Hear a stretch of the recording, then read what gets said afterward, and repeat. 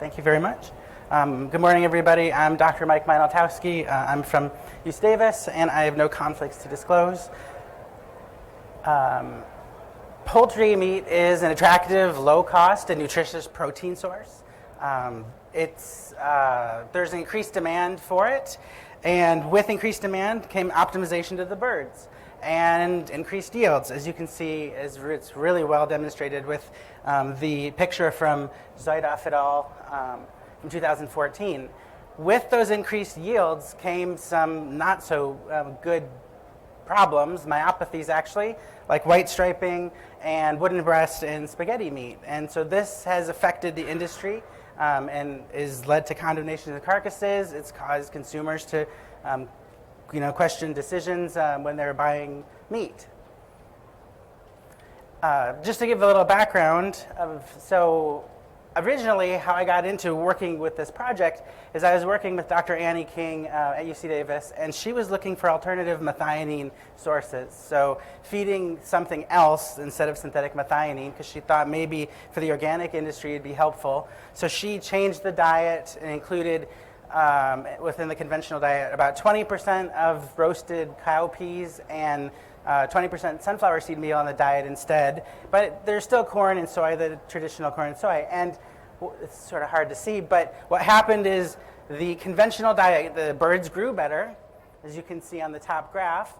But the important thing was when I looked at the difference in the white striping between the two, the birds that had not had synthetic methionine and had this cowpea and sunflower seed meal had less white striping. So it made me start thinking about white striping. And within that study, we were looking at different genes, different markers, and we noticed there was a decrease in fat markers, decrease in inflammatory marker, which is like cyclooxygenase 2, and a decrease in a foam cell marker. So that made us start to think about foam cells. And you might say, why think about foam cells? Foam cells are macrophages. And so what happens for us in atherosclerosis is because of similar ideas to chickens of overnutrition, maybe not the most responsible nutrition, we had lipid accumulation within the subendothelial layer. Macrophages migrate in. They're cued from cytokines to migrate in. They take in lipids, and then they wind up turning in foam cells.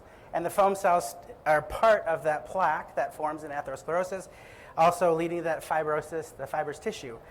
It's not just seen in our blood vessels. We can also see this in fatty impingement related to rotator cuffs. So I've seen other studies at orthopedic meetings where people were reporting foam cells in torn rotator cuffs. So it made me think that the presence of fat, the presence of macrophages could lead to foam cell presence, and maybe the same thing is what we're seeing in broiler breast myopathies. So we hypothesized that foam cell macrophages are a major contributor to the development of broiler breast muscle white striping. And so to test the hypothesis, we had objectives of determining when does the microvascular damage occur, when do foam cells begin to contribute to the pathology, and then what pathways are associated with the presence of those foam cells. So what we did is we had 120 Cobb 500 broilers. We fed them a conventional diet, and the same as the control diet from that previous study. And we, every week, we collected 20 birds. We sacrificed 20 birds and collected muscle so that we could do the analysis. And we weighed them every week as well up until the point they were culled. And so when we culled the birds at every week, we were looking at white striping and pathology grossly, like looking at the tissue. And we had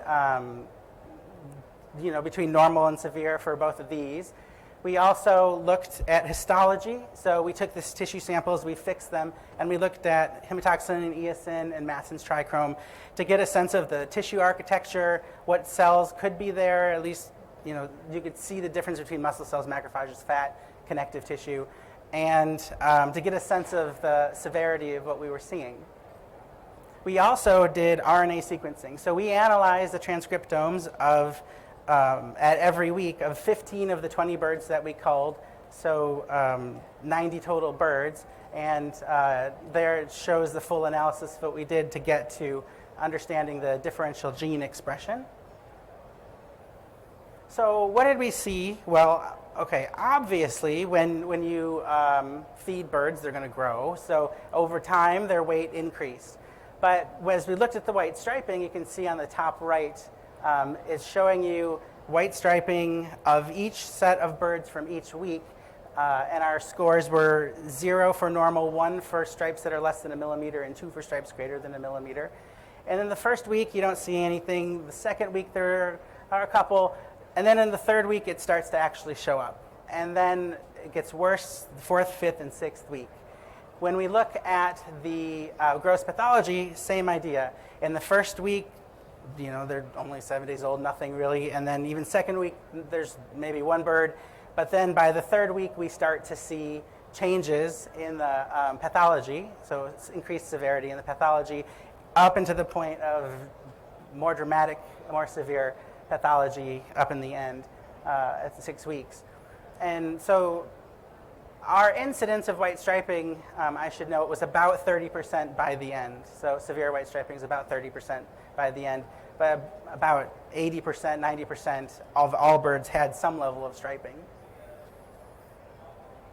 Okay, so then we looked at the histopath to get a sense of, so we went from looking at it grossly to then looking at it cellularly, right? So looking at it cellularly with the histopath. And with the histopath, we see, again, the pathology doesn't really start to show until somewhere between 2 and 3 weeks.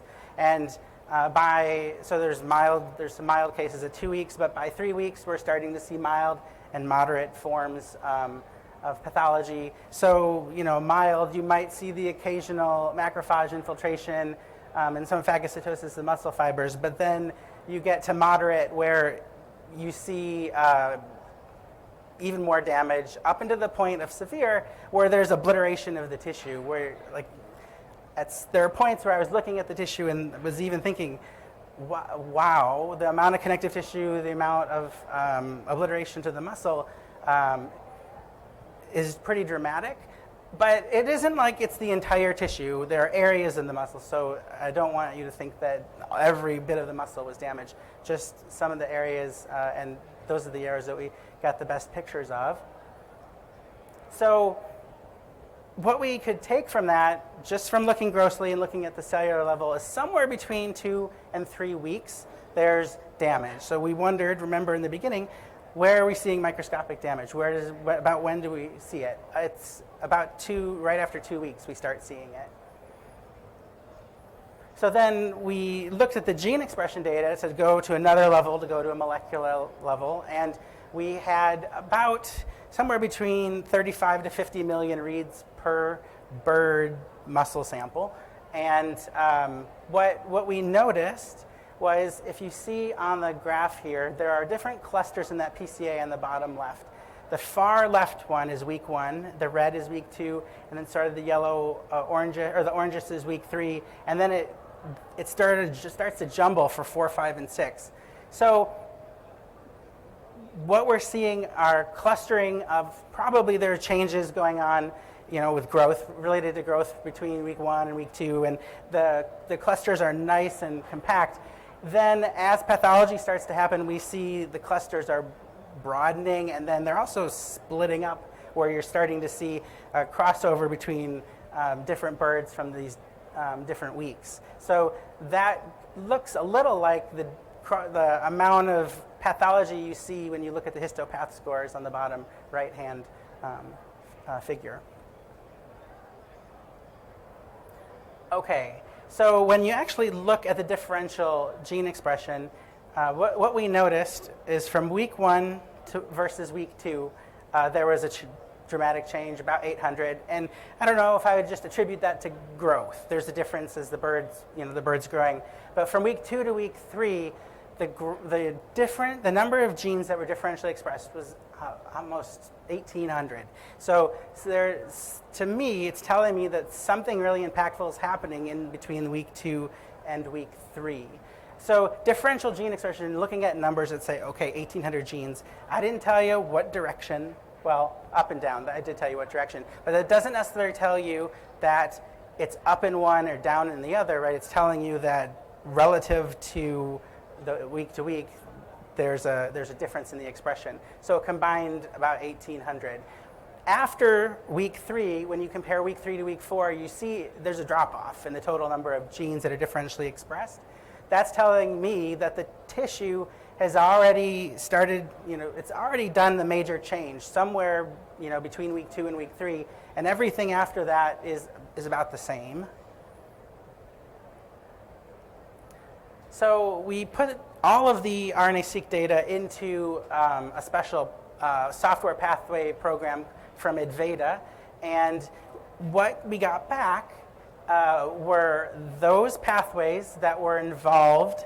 This is between week 2 and week 3, and you see natural killer cell-mediated cytotoxicity, chemokine signaling, and leukocyte transendothelial migration. Well, remember at the beginning of the talk, I said that with atherosclerosis, you get cytokines that are signaling to the white blood cells to transmigrate into the subendothelium, and that's part of atherosclerosis. What we're seeing with the same idea with this tissue, that the white blood cells are migrating into the muscle.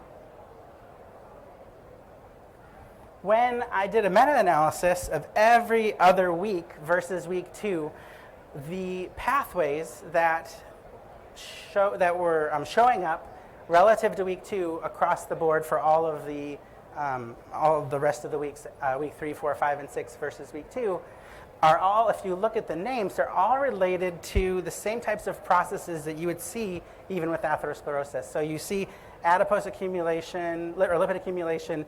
There's hypoxia, of course, because the muscle's growing faster than the vasculature can help it. Then you see the macrophage migration, vascular inflammation, and you see the infiltration markers that are indicative of macrophage infiltration. So with all of this, it's showing me that there's something similar going on to what I would think of with atherosclerosis. So remember, I was trying to figure out also when do foam cell markers show up. And when I look at foam cell markers in the expression data at weeks 3, 4, 5, and 6, comparing them to week 2, the markers that are supposed to be upregulated are upregulated, the markers that are for foam cell formation, and the ones that would be downregulated in foam cell formation were downregulated in foam cell formation. So it's telling me that molecularly I can see them, markers for foam cells. So foam cells are probably there. When I looked, so to try to get an understanding of, okay, you've got this, the birds, and some of them were normal, and some of them were severe.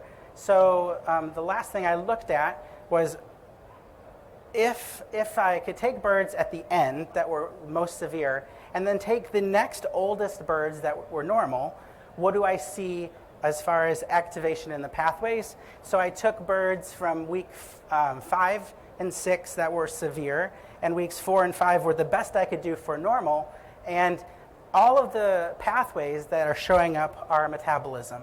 So the difference between normal and severe in those birds at as close to the end as I could get are all related to metabolism, which gives me some hope that there could be some level of regulation to the metabolism that might improve the condition. So in summary, we fed broilers, 120 broilers, a conventional diet, and we looked at them at gross level, cellular level, and at the molecular level. And what we saw is from week 3 onward, we saw increased pathology at every level, including at the molecular level. The data at the cellular level, at the gross level, the cellular level, and molecular level are all corroborating week 2 to week, the change in week 2 to week 3. Whatever we're seeing is coming from something that looks similar to atherosclerosis. And we saw foam cell involvement at the molecular level. What we're doing now is using immunohistochemistry and some Western blots to get a better understanding of what's going on with the white blood cell involvement. It's a little tricky. I have a new graduate student, and we're working on that now. Another thing to think about, though, is like if I were going to say, what are some important things to take from this? Well, the most important thing I would say is some level of intervention between week 2 and week 3. If that could be done, maybe we could work with something to reduce white striping. So we're looking at the pathway analysis program, coming up with new forms of like solutions to add to diets to figure out how we might change the pathology or reduce the pathology in the bird.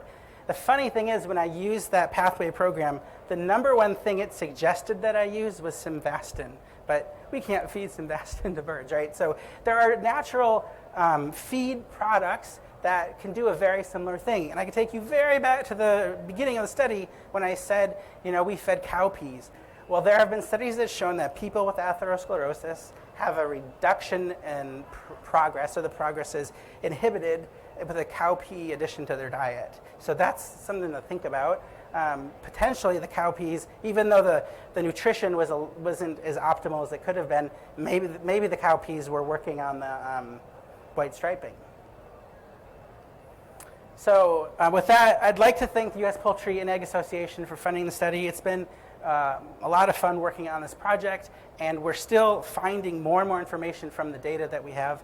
And we've published one paper, we're working on another paper. And I'd also like to thank those in my lab that worked on the project, as well as Dr. Annie King, my collaborator, as well as the university and the multi-state projects that I'm a part of, and Foster Farms for the donation of the broiler chickens. What I thought was very important that we use broilers that came from industry, because it helps to put an application to it. With that, I'll thank you and take any questions.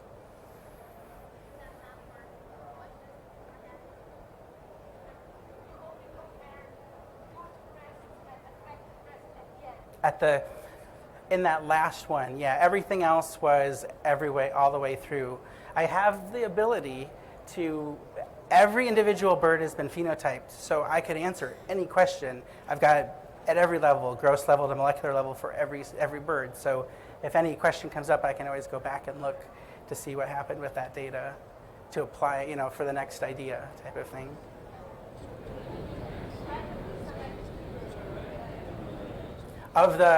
So there were,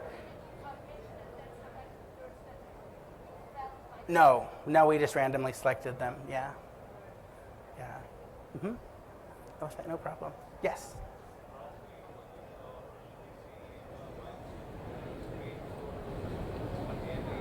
We didn't see any spaghetti, we saw white striping, and we saw some breasts were pretty ischemic, but they weren't to the point of spaghetti. Wooden breast maybe, but not spaghetti meat.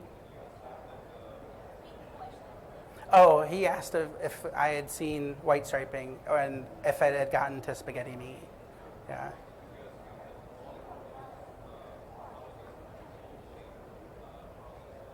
Are they the same process?